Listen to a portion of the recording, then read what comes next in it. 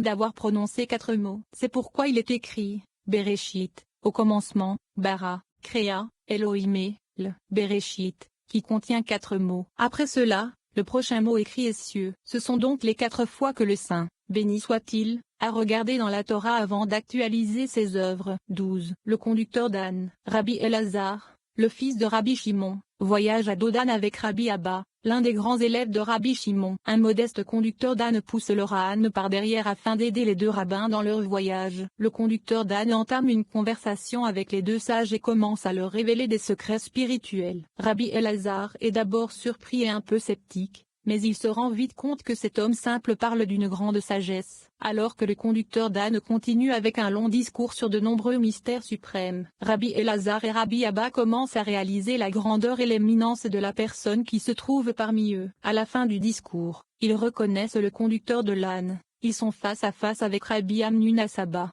le grand sage qui a quitté le monde physique il y a quelque temps. Dès leur reconnaissance, Rabbi Amnuna Saba disparaît et retourne dans les mondes supérieurs. En parlant des voyages et des déplacements des sages, le Zohar fait également référence au chemin spirituel que nous devons tous suivre. En réalité, Rabbi Elazar et Rabbi Abba étaient en voyage spirituel. Ils ont reçu l'aide et le soutien du grand sage Rabbi Amnuna Saba, qui les a aidés dans leur ascension vers un niveau d'être supérieur. Chacun d'entre nous a besoin de l'aide d'âmes vertueuses pour évoluer sur son propre chemin spirituel. Lorsque nos yeux observent les lettres hébraïques et que notre esprit absorbe le sens de cette histoire, nous attirons une âme juste qui nous aidera à franchir la prochaine étape de notre développement spirituel.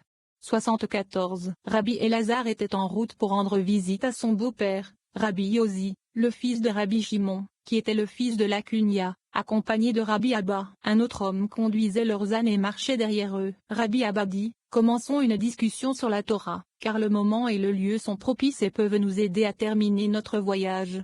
75. Rabbi Elazar a ouvert la discussion avec la phrase suivante, vous garderez mes Shabbatot, forme plurielle de Shabbat, Vayikra 19h30. Venez et voyez, le Saint, béni soit-il, a créé le monde en 6 jours. Et chaque jour, il révélait ses actions et donnait à ce jour sa force. Mais quand a-t-il réellement révélé ses actions et donné sa force? Cela s'est produit le 4e jour. Car les 3 premiers jours étaient tous non révélés et rien n'apparaissait. Mais dès que le 4e jour est arrivé, il a révélé son action et partagé sa force avec tous. 76. Ainsi, le feu, l'eau et l'air, qui sont Jed, Gvura, et Tiferet, le secret des 3 premiers jours, qui sont les éléments suprêmes, ainsi que les 3 séphiroth, Jed, Gvura, et Tiferet, furent tenus en suspens et l'action complète de la création ne fut pas révélée jusqu'à ce que la terre, qui est le secret de Malkout, les dévoile. Ce n'est qu'alors que la création de chacun d'entre eux fut perceptible et connue de tous au 4e jour. 77. Vous pouvez dire que c'était le 3e jour,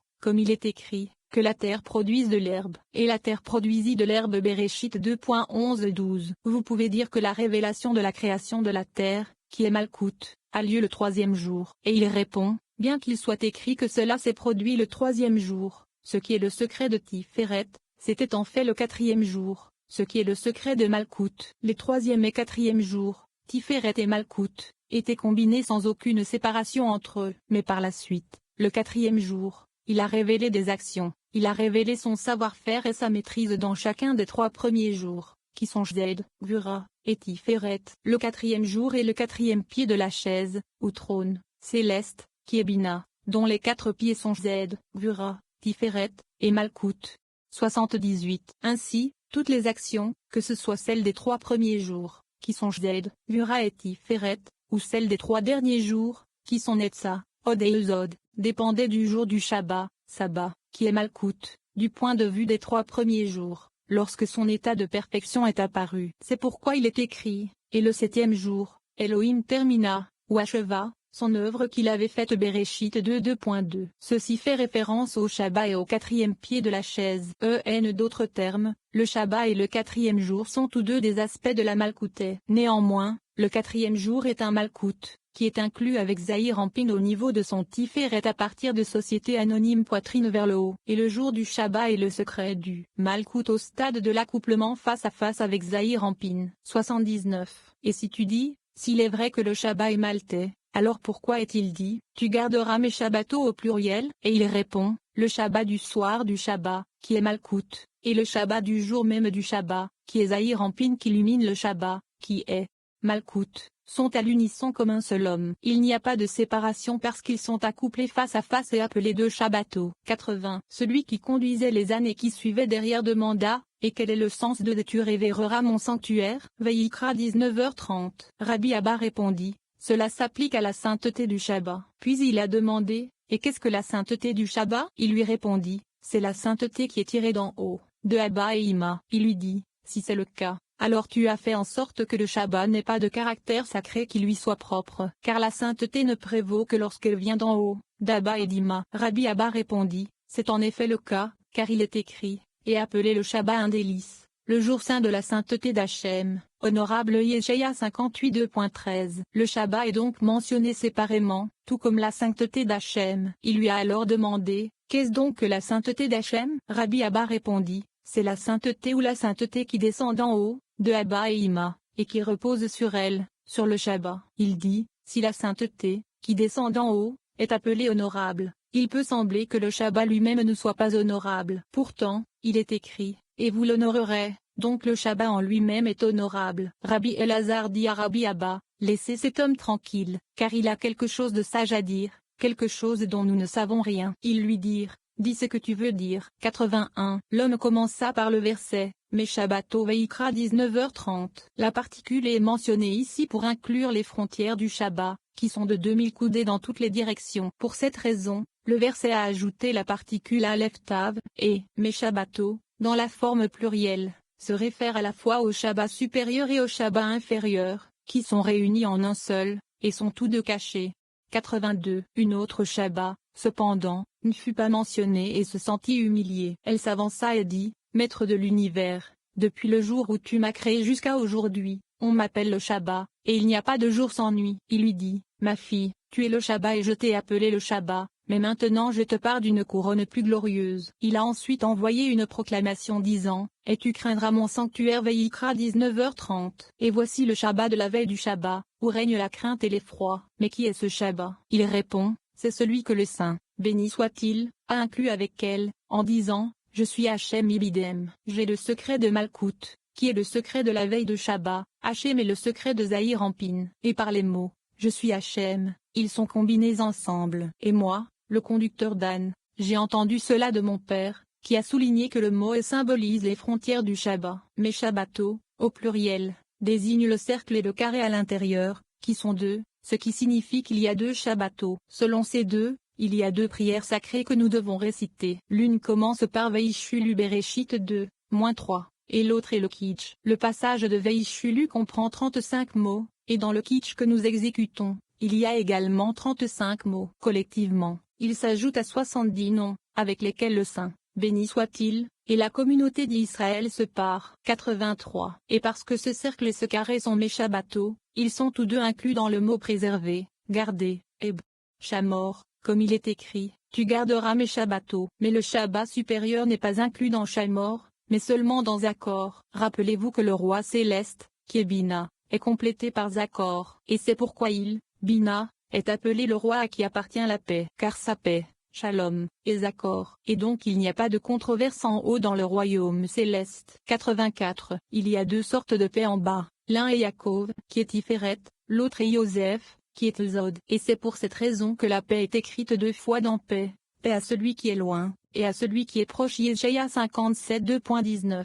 À celui qui est loin fait référence à Yaakov, à celui qui est proche fait référence à Yosef. Ainsi, pour celui qui est loin signifie, comme vous le dites, Hachem m'est apparu de loin Yirmeya 31:2.2, et aussi, et sa sœur se tenait au loin Shemo 2:2.4. Et à celui qui est proche signifie, comme vous le dites, aux nouveaux dieux qui sont venus de près de Varim 32:2.17. 85. De loin Yirmeya 31:2.2, fait référence au point supérieur de son palais. Et le verset y fait référence avec les mots tu garderas, et Timoru, Vayikra 19h30, où il est inclus dans Shamor. Et mon sanctuaire, tu le craindras Ibidem, fait référence au point central qui doit être le plus redouté, car la peine de transgression est la mort, comme il est écrit. Quiconque le profane sera mis à mort. Shemo 31:2.14. Et qui le profane, ce qui, neutrate dans l'espace, vide, du cercle et du carré, à l'endroit où se trouve ce point, et l'endommage. Ils seront certainement mis à mort. C'est pourquoi il est écrit, tu auras peur, et ce point est appelé J. Là où règne le Très-Haut et le Très Caché, à savoir le tétragramme, Havaïa. Ainsi, je suis Hachemveïkra 19h30, et tout est un. 86. Ils lui dirent, qui t'a mis ici pour être conducteur d'âne? Il répondit, la lettre Iud a fait la guerre aux deux lettres, Kaf et Samekh, pour venir me rejoindre. La lettre Kaf ne voulait pas quitter Société Anonyme Place et me rejoindre car elle ne peut être en repos que dans la chaise, ou, VGC1, le trône part. 31. Et la Samekh ne voulait pas quitter Société Anonyme Place, car elle doit soutenir ceux qui tombent, par. 28. Et sans la Samekh, ils ne peuvent pas survivre. 87. Il poursuit. La lettre Iud seule s'approcha de moi, m'embrassa, me prit dans ses bras et pleura avec moi. Elle m'a dit, mon fils, que vais-je faire de toi? Je te quitte pour me charger d'une plénitude de biens et de lettres précieuses, sublimes et secrètes. Puis je reviendrai vers toi et je t'aiderai. Je vous apporterai les possessions de deux lettres bien plus élevées que celles qui vous ont quitté. Ce sont les lettres Iud et Shin, le Iud supérieur et le Shin supérieur. Et elles deviendront ton trésor, plein de toutes les richesses. C'est pourquoi, mon fils, va conduire les ânes, et c'est pourquoi je continue à le faire. 88. Rabbi Elazar et Rabbi Abba se réjouirent. Ils pleurèrent aussi et lui dirent, viens, tu monteras sur l'âne et nous marcherons derrière toi. D'autres termes, il devrait monter sur l'âne, et il devrait le conduire. Il leur dit, ne vous ai-je pas dit que c'est l'ordre du roi, jusqu'à ce que le conducteur de l'âne apparaisse. Ceci fait référence au roi Makshia, qui est décrit par les mots pauvre et monté sur un âne. Ils lui dirent, jusqu'à présent, tu ne nous as pas donné ton nom. Et où habites-tu? Il leur répondit, l'endroit où j'habite est bon et très précieux pour moi. C'est une tour très élevée, qui flotte dans les airs. Et ceux qui vivent dans cette tour sont le saint, béni soit-il, et un pauvre homme. Mais j'ai été exilé de là, et je suis venu pour conduire les ânes. Rabbi Abba et Rabbi Elazar le regardèrent, et ses paroles leur parurent aussi douces que la manne et le miel. Ils lui dirent, si tu nous dis le nom de ton père, nous baiserons la terre sous tes pieds. Il répondit, pourquoi faire? Je n'ai pas l'habitude de m'enorgueillir de l'étude de la Torah. 89. Il poursuivit, mais l'endroit où vit mon père est dans le grand océan. Et il était un poisson qui nageait d'un bout à l'autre du grand océan. Il était puissant et noble, un personnage vénérable qui devint sage avec les années, et il était capable d'engloutir tous les autres poissons de la mer. Puis, plus tard, il les relâcha pleins de vie et de tout le bien du monde. Et grâce à sa puissance, il a pu traverser tout l'océan en un instant. Et moi, il m'a libéré, comme une flèche dans la main d'un vaillant homme, et m'a caché dans cet endroit dont je t'ai parlé, nommé la tour qui flotte sur l'air, pendant qu'il retournait chez lui et disparaissait dans l'océan.